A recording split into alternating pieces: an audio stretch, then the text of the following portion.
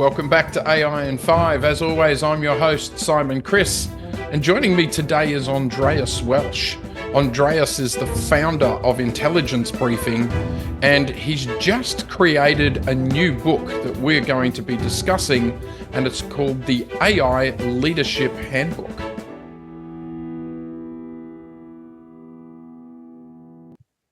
Hey, Andreas, and welcome to AI in 5. Thank you so much for having me. It's a pleasure to be here. No, it's great to have you here. We've only got 5 minutes, so I'm going to dive right in. You recently released an awesome book called the AI Leadership Handbook. Do you have a copy there? I actually do. This is what it looks like. Yeah, that's what it looks like. All right, and I'll put a link to this book in the show notes. This is a practical guide, right? How would you describe the book? Yeah. Look, from my experience, many technology leaders start with technology first when they look at something like AI, but there's actually so much more about it. So with the AI Leadership Handbook, I'm giving business and technology leaders the 9 steps and 9 aspects that they need to manage simultaneously in order for AI initiatives to succeed in business. Okay, so you're saying there's 9 main steps. Could you walk us through a couple of those steps? What's the first 3, for instance, the critical ones?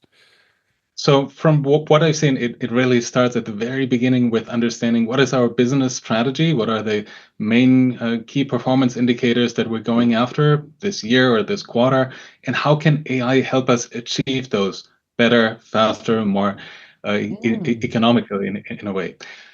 Then it continues on to if we're new to this AI topic, who's the best leader in our organization to lead this, and how can they actually bring along the entire organization, not just the technology or IT or data department. Yeah. And so that really takes significant leadership to do enablement on what is AI, how does it help us in our organization, where can we even use it, and how can you spot new ideas for it. And it continues on then to really more of that culture and community. How can we help our finance department, our procurement department, our HR department see those opportunities and seize them, and also bring ideas back to our AI leadership and our AI Center of Excellence, for example, that is tasked with running these AI initiatives. Yeah, wow. And there's a lot of discussion around where AI should live in an organization. That's incredibly topical. Where does governance fit into all of that in the handbook? So the way I've seen it in many Fortune 500 organizations that I've talked to and worked with as well is that governance is really part of this AI leadership function. So right from setting up a program that goes through the steps that I already mentioned, to building a pipeline of ideas, to making sure that AI is built in a way that's responsible, now that's also sustainable as a new component to it, where there's a view on data privacy, data protection. All of these things kind of flow together here in this AI leadership role. But as you rightly said, there's hardly one single role in an organization or even a single title across organizations where that culminates. Yeah, I worry sometimes that AI is so kind of new that as organization, well, respectfully towards, it's not new, but you know what I mean.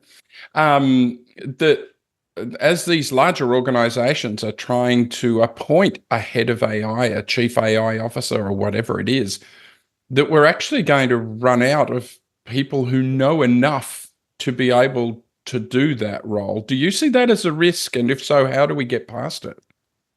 Look, if you think you're in that situation, again, check out the AI Leadership Handbook to prepare your organization for this as well. But now, seriously, I think that's the beauty of AI. That's the huge opportunity, because you don't have to be a deep technologist. You don't need to have a PhD in statistics and math and what have you to become an AI leader. What I feel is even more important in business today is understanding what is the business all about. How can we make a measurable improvement and contribution to business?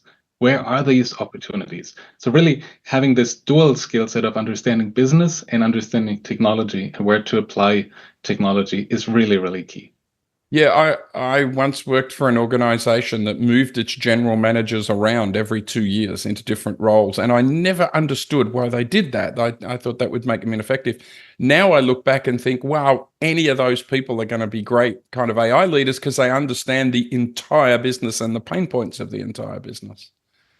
Absolutely, right? I think that's the huge opportunity here. So you have a broad understanding of the business, of the industry, where the opportunities are, where the pain points are, and then see how technology, for example, AI, can help you address those. Yeah, well, believe it or not, we're already at 5 minutes, but I love to ask everyone the same question. I'll ask it of you. What is your one tip, other than buying your book, of course? What is your one tip for someone who's just starting their AI journey? Don't be afraid. There's so many opportunities to get in touch and get up close with AI, whether that is in business or even in your personal lives. Like, all these large vendors and startups are making it super easy to get started, right? There's an abundance of apps that we can use on our phones, ChatGPT, Anthropic, Claude, you name it, whether it's these chatbots or it's more creative tools. AI is really coming to our jobs, and it's a matter of embracing it, irrespective of the role that we have, right? There's so much opportunity. So make sure that you seize it. Don't be That's afraid. some great advice. Andreas, thank you for being a part of AI and Five. I look forward to chatting with you again. Thank you so much for having me. Again, that's the AI Leadership Handbook to get you started. Thanks.